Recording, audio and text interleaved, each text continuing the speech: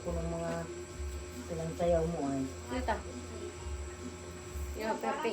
Parang teacher si Mady dun sa palda mo, ginamit mo ng OGT. Kasi ano agad kay Mady. GT. Parang di man akin yun. Yung GT, ano, si ate mo yun ay nagsayaw ng palayok. Sabi ko na eh. Lumitin. Oo. Opo. Yung ano, yung birthday na na kay mama mo, yun ang nung high school siya. Pero yun ang magsayaw siya ng palayok. Ano dito yung mga late picture ay, gawa nung bumagyo. Lahat ay may picture ang sayaw ni ate mo.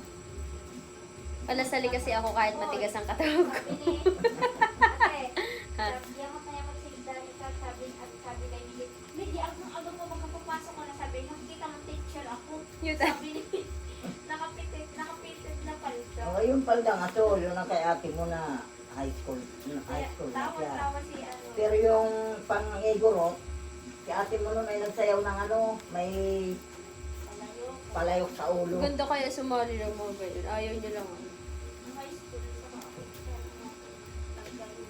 Si ate mo, lagi sinasabi ko yan. Nung nag-aaral ko sa sayaw. Sali din ako nung elementary sa itik-itik. Practice pa namin yung palayok na yun eh.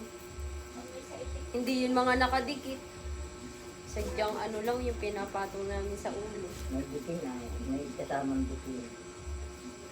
Gawa-gawa namin yung, sino nga nagawa ng bilaw, ay yung bao ko noon, yung baong binutas.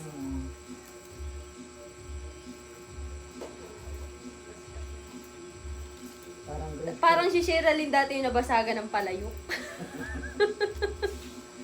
Parang grade 4 kayo nun, magsayaw nun. itin na itin ni Ate Sherilyn.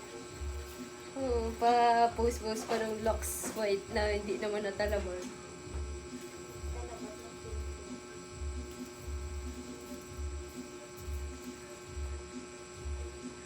Gamot yung sinulay. Sino? Sino yun?